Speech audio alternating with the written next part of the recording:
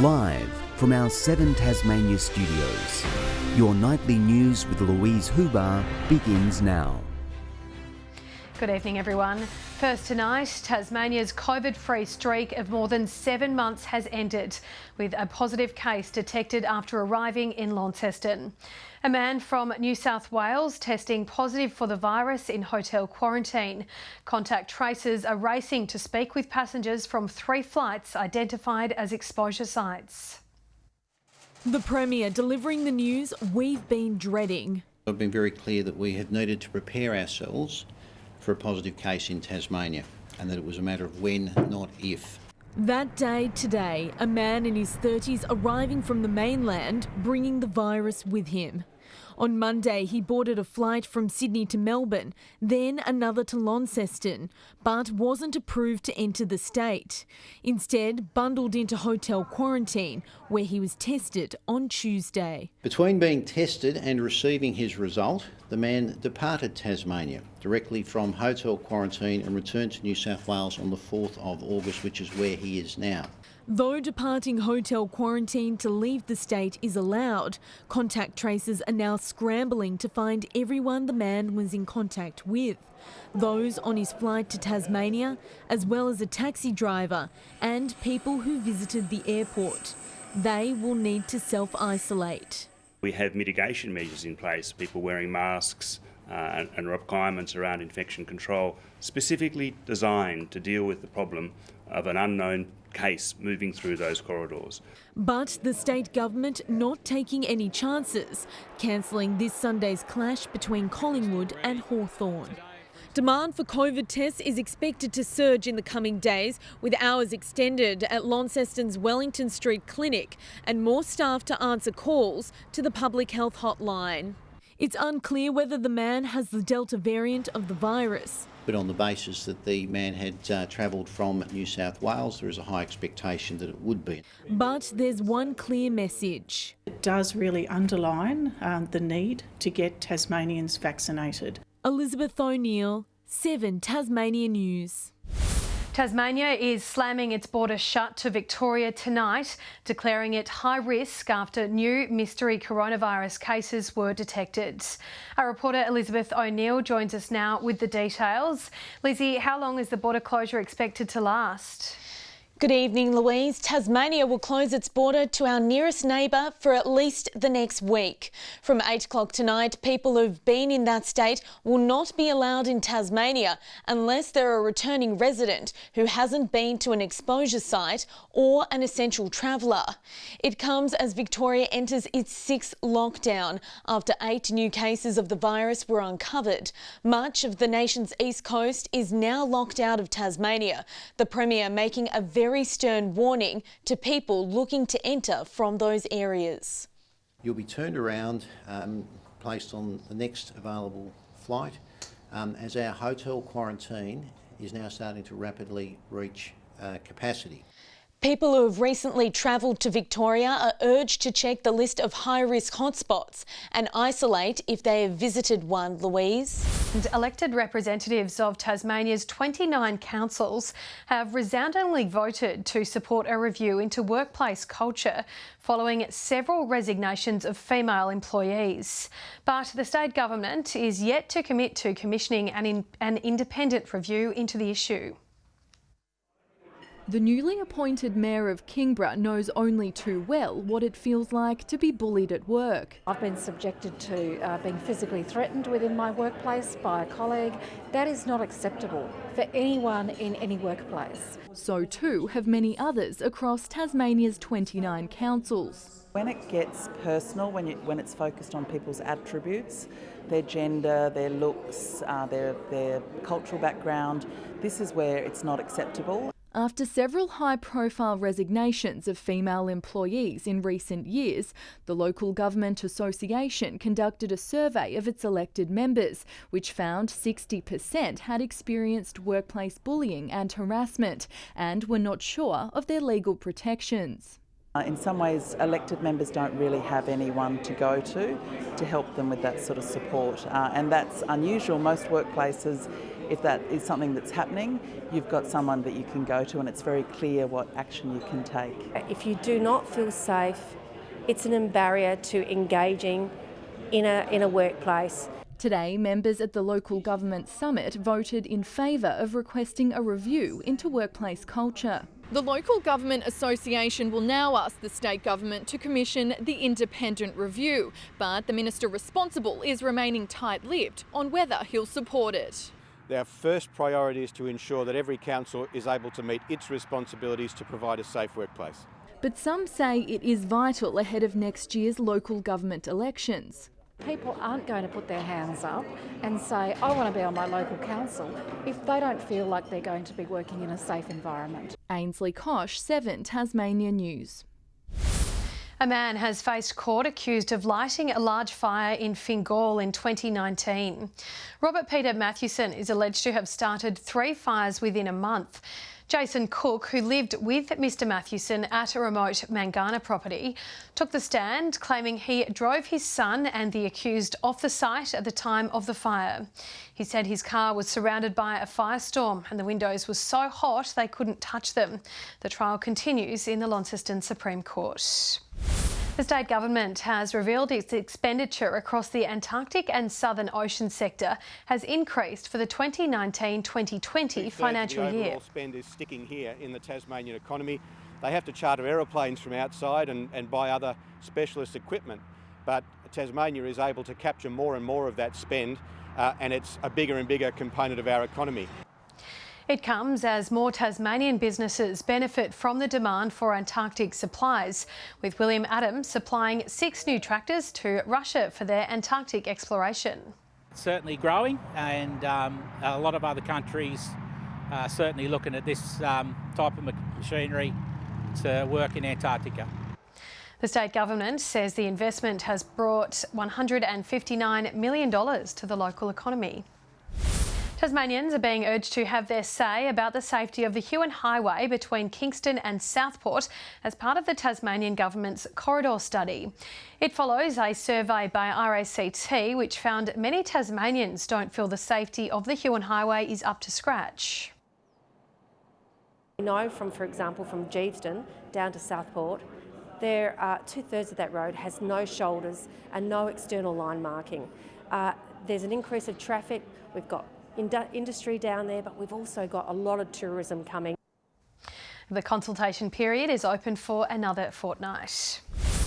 Workers at McCain's Smithton plant were locked out of the site unlawfully, according to the Fair Work Commission. The manufacturing union is celebrating tonight, saying it would have handed unreasonable power to businesses. A first mediation session proved fruitless for McCain and its employees in their bitter pay dispute. We've put some alternative positions forward to the company. The company hasn't agreed with that. We took on board the comments from the union, something that we're going through as a business to ensure that there's a good, fair offer on the table. Workers were allowed back into the Smithton site yesterday after a 5-day lockout by the company. At that point, industrial action by the employees was imminent. The watchdog's own website says that employer response action must be in response to industrial action that is taken, not threatened. The Fair Work Commission initially found the move to be lawful, though the union tonight received word their appeal had won. Legal representatives say the original decision would have changed the landscape of bargaining disputes in the future. When the employer can lock out a group of workers who've taken no industrial action, it really tips the balance completely in favour of employers. The company can lock them out and try and starve them into submission. The decision now allows workers unfairly locked out to chase compensation. More mediated negotiations between McCain and the union are set for next week. Josh Duggan, 7 Tasmania News. A champion junior footballer and cricketer is being remembered in an upcoming game between Deloraine and Longford. The Make Runs Maxi Cup was created in honour of Isaac Maxi Walters, who tragically died aged 16. Money will be raised at the match for mental health service Headspace, while Maxi's family spreads a message in the hope of helping others. It can be really hard, but I wouldn't have it any other way, just to honour him and his life while he was here. A lot of these boys grew up with Maxi all the way through his junior footy and then coming into his under 18, under 19 football, so there's certainly a personal attachment for him. And if you or anyone you know needs support, help is available through Lifeline. The Tasmanian Symphony Orchestra is hitting the right notes ahead of a monster month of concerts beginning tomorrow night. Chief Conductor Ivan Ordland has flown in from his home in Norway for the event. Among the features will be the recital of Beethoven's symphonies. The conductor believes his famous Fifth Symphony relates well to the current situation.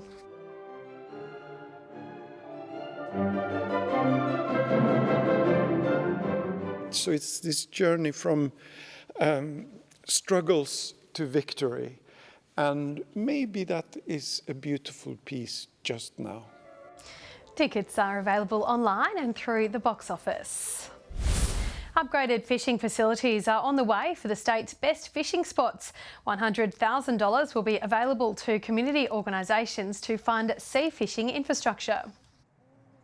The sorts of things that they can apply for include pontoons and jetties, but walkways for lighting, making it easier to access the really good recreational fishing spots. You might be going down to the local river or the beachside and having a go, and it's important that you have facilities in those types of locations. Clubs are being encouraged to cast their applications online at the Fishing Tasmania website. Today marks a year since a freak snowfall in the state's north, which even shocked the Weather Bureau. Although no schools were closed this time around, East Launceston students still held their own snow day to mark the anniversary. An old proverb begins, there is no winter without snow. But in Launceston, winters with snow are so rare, they're worth celebrating. As the clock ticked over to the 5th of August last year, a people's slumber turned to shock. Scepticism even. Are we really snowed in? Turns out we were right to be surprised. I happened to be on that night shift and I remember it was just the weirdest thing ever. It's like if someone flipped Tasmania over, the weather that the southwest often experiences through winter was in the wrong spot. Today, East Launceston primary students shivered through a far milder 14-degree day. Still, teeth chattered as they remembered waking to whiteness. Harry Sims' first concern? How's Frankie going to go to the toilet? Is that your dog? Yeah, she's a little sausage dog. We had lots of snowball fights. Yeah, it was really fun and everyone was like jumping around. The last time the North had such a dumping was in the 1970s. In the Highlands, hydro workers had to hunt for their own food after being stuck in the snow. I went and shot a couple of game this morning and that was going to help us a little bit, see? Yes, what about firewood? Plenty of wood. You were sufficiently warm? Yeah. And 30 years ago, a reporter named Tim Lester rescued another lot of stranded sightseers near Poatina. Leonie Kilder gathered the children to take a ride out with us, leaving the others to wait for a tow. Hobart had its fair share 35 years ago. You could pass the Tasman Bridge on planks and the CBD looked like an alpine ski village. So when will we see it again? Extremes in the weather are going to become more likely. So, you know, just because it happened last year and then the last time it happened was 40 or 50 years ago, it doesn't mean it's going to be another 40 or 50 years before it happens again. The pure white blanket is still a beautiful phenomenon to behold. Both then and now. Tom Johnson, 7 Tasmania News.